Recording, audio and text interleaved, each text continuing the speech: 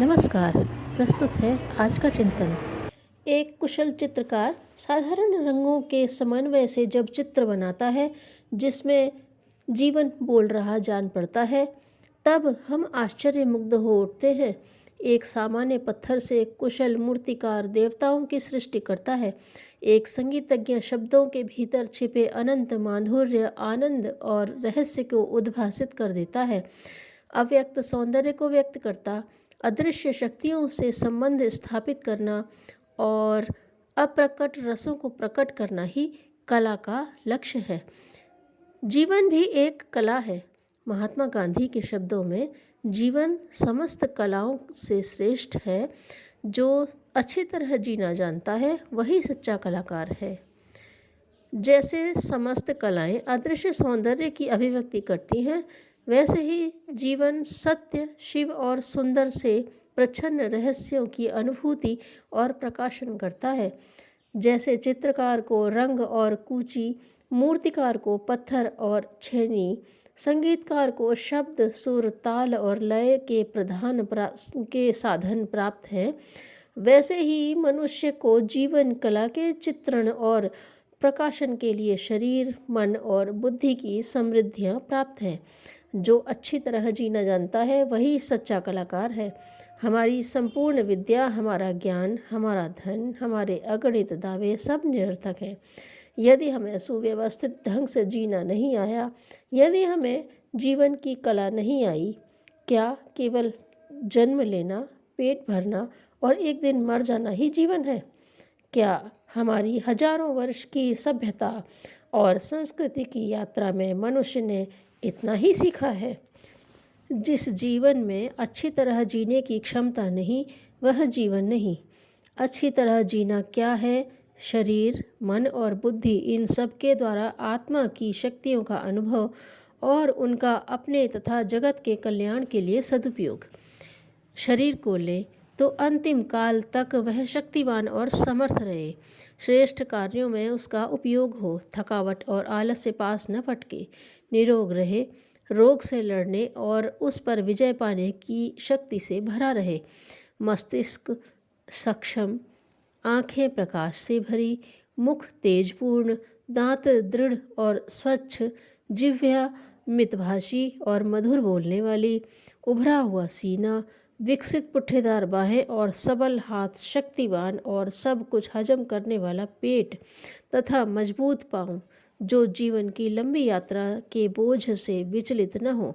यह है शरीर को अच्छा रखना।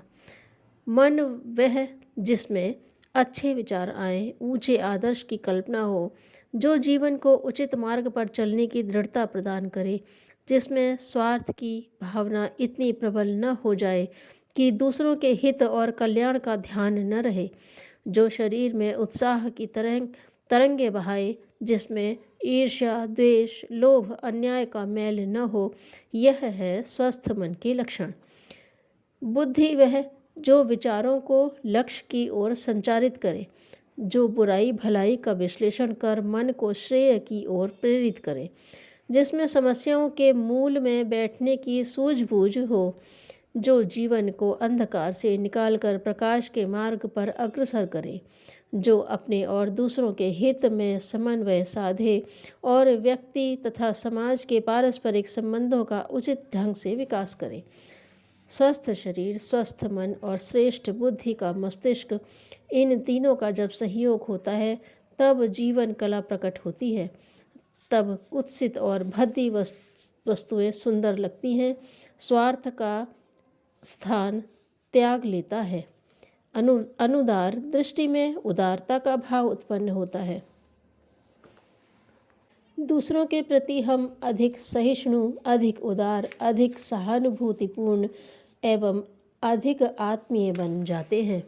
आज जब हम संसार की ओर नज़र डालते हैं तो हमें यह देखकर आश्चर्य और दुख होता है कि असीम सुविधाओं और लाभ के अगणित नवीनतम साधनों के बाद भी मानव अशांत है और मानव की जीवन दृष्टि भी वही पुरानी है। जीवन बदल गया है, दुनिया बदल गई है, पर जीवन पर, संसार की समस्याओं पर विचार की दृष्टि पुरानी ही बनी हुई है।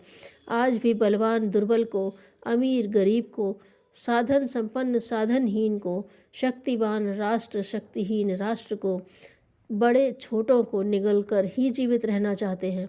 इसका कारण क्या है? आइए विचार करें। इस असफलता का एकमात्र कारण यह है कि व्यक्ति की जीवन दृष्टि अब भी पुरानी बनी हुई है। अब भी वह प्रेम की अपेक्षा बल प्रयोग पर, हार्दिकता की अपेक्षा आतंक और प्रभुत्व पर अधिक आस्था रखता है। इसीलिए देखने में सरल और निरीह मनुष्य संकट काल में अपना मानसिक संतुलन खोकर पागल के समान हो जाते हैं, एक दूसरे का गला काटने लगते हैं। मानव के विरुद्ध खड़ा होता है। सामूहिक हत्याएं युद्ध के नाम से पुकारी जाती हैं। विभिन्न देशों के बीच शत्रुता की भावना का प्रचार देशभक्ति समझा जाता है।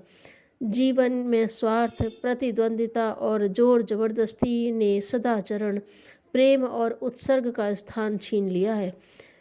आधुनिक जीवन का संतुलन बिगड़ जाने का कारण यह है कि मानव प्रकृति का भौतिक पक्ष उसके नैतिक पक्ष से कहीं अधिक विकसित हो गया है।